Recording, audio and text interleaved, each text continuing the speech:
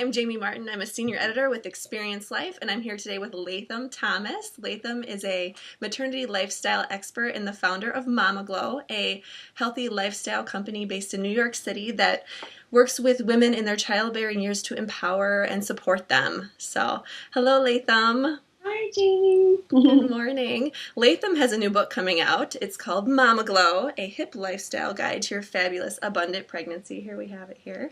And it's going to be out in early November, and we are actually featuring Latham in the November 2012 issue of Experience Life doing a little Q&A. But there was only so much space in that magazine, so I have a few more questions. Sure. All right. So tell us in just a sentence or two, what is Momma Glow all about?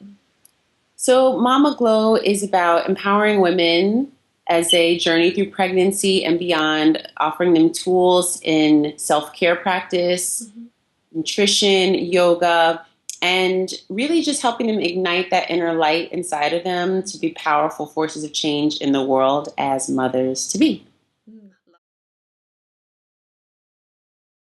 You talk a lot in Momma Glow about the glow foods. Can you just expand on what those are? Sure. So glow foods are foods that provide optimal nutrition, helping us to grow ourselves and our babies. They're the building blocks of our children. The glow foods are whole foods, including nuts, seeds, grains, dark leafy green vegetables, healthy fats, and they're fortified with nutrients that help us to stay in optimal wellness. So some of the glow foods that I suggest in the book go by stages. So I look at what's actually happening in the prenatal body and what foods that we need to eat to sort of move through those stages of development with the baby as well. And I promote plant-based nutrition in the book because I believe that we can get so much of our nutrition, if not all of it, from plant foods. And so I just ask people to incorporate a little bit of what I suggest, if not all of it, to experience their most fit, fabulous, and fun pregnancy. Love it. You talk a lot also in the book about community and the importance of it. So can you just tell us a little bit more about that? Yes, so community is really important when you're pregnant, and when you're not too, right? We all need support.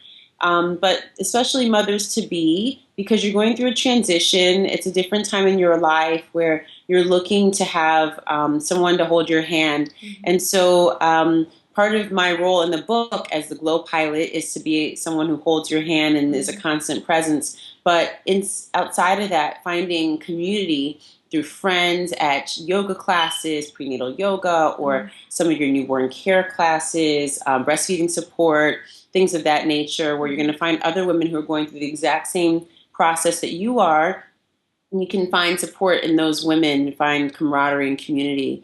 I would also say to fire up your sister circle, so find friends who are your seniors in this field, in this area of life, right? So find friends, aunts, cousins, maybe, who have already gone through the process, who are already mothers, who are great cooks, somebody who, has, if you have twins, somebody who has twins, like whatever it is, find somebody who can be there as a presence for support. And also do this before the baby comes, because when you find people after the fact, it's really hard to rally because now the baby's here. So you want to make sure that you line these things up, you observe people, their behaviors, see what really works, see how effective they are in certain areas of their life, and just employ them to be part of your team. Say, I need you to come into my inner circle and make sure that I eat every day, but, for this period of time, or I need to make sure that I go to my yoga class, or whatever it is you need support around that people will be accountable and help you to do that. You need your cheerleaders. So find your sister circle. What role does the partner play in that? The partner plays a huge role. The partner is there as a constant presence of support, but also someone to lean on, to bring comfort during the pregnancy and labor. A lot of the self-care practices that we engage in, we can do with our partners, but so many of them we actually outsource to salons or to spas, right? So we'll go to a spa for massage, or we'll go for pedicure, manicure, all these things.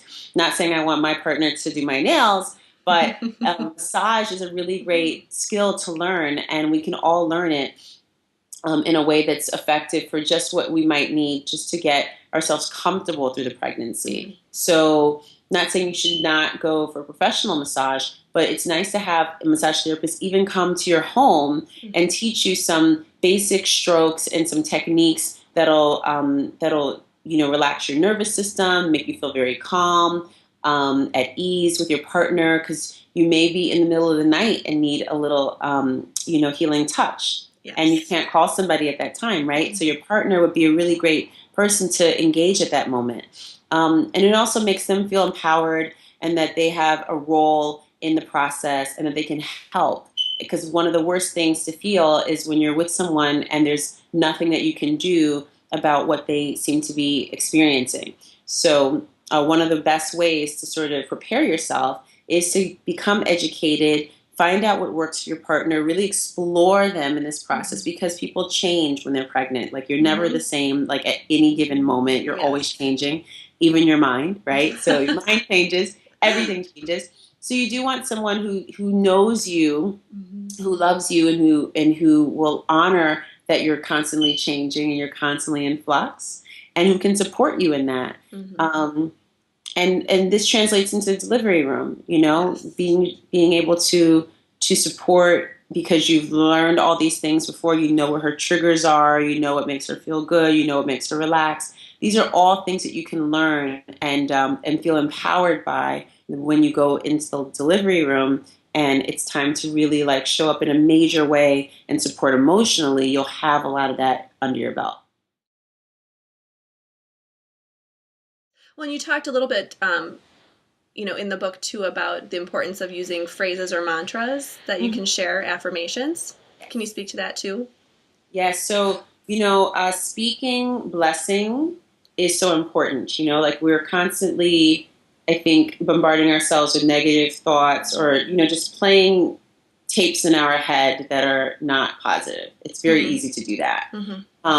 But what we need to do is to reframe the way that we think about the experiences, whatever's happening to us, and change that to, this is happening through us, right? And so how can we better engage in the process than to speak more positively?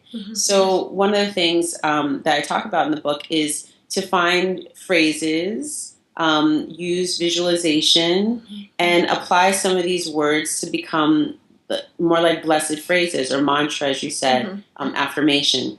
I think that couples early in the pregnancy should work on creating a list of affirmations for themselves and each other, and speak them out loud to each other. I think it it bonds you. I think it also helps to create confidence inside, and also to sort of adjust your beliefs about yourself. I think that when you start to believe in what you're saying, that it changes you on a chemical level. And in our culture, there's so much fear around birth, and women don't have a lot of faith in their bodies. So it's important for the partner to reinforce that. It's important for the woman herself, as she's experiencing these changes in her body, to also reinforce for herself that she's capable, that she's powerful, and she's beautiful. And I think that it's important for us, because when we go out into the world and we're dealing with practitioners and hospitals and other places that don't maybe have the same sort of bedside manner or way of handling us, that we're prepared for almost like the shield of protection around us, because we feel buoyant in these loving words, like they're sort of like there as a barrier to protect us in a way, right? So I think we need to use these words to empower ourselves. Last question, just in a word or a phrase, what is your favorite self-care practice? Bath time. So it's like goddess time. So if you think about, I like to think about like when Cleopatra would have her baths, like what that must have been like, Yes. And I'll shut off everything, the computer, the phones, the lights, and I'll draw a bath and I'll put herbs and I'll put essential oils and I'll light candles and I'll soak. And I think it's really important. You release toxins, you sweat, and you balance out your nervous system, reverse your stress response. Your body starts to undergo a healing process, actually. Happy hormones flood your bloodstream. It's a totally different way to function when you take a bath, and you're wondering, how come I don't do this every day? So I do it more when I travel because the tubs are bigger, but hey, it works. Whatever works. So, well, thank you, Latham. We so appreciate you doing this. And again, Momma Glow is out in early November. And for anyone who's interested, visit experiencelife.com and you can sign up for the Momma Glow gift basket giveaway. We have lots of goodies that Latham suggested for mamas to be and new mamas. And hey, if you just want to sign up and maybe give some of these things away as gifts too, they're awesome. So elmag.com/mommaglow. And yeah, that's it. So thank you, Latham. We so appreciate it. Thank you for having me.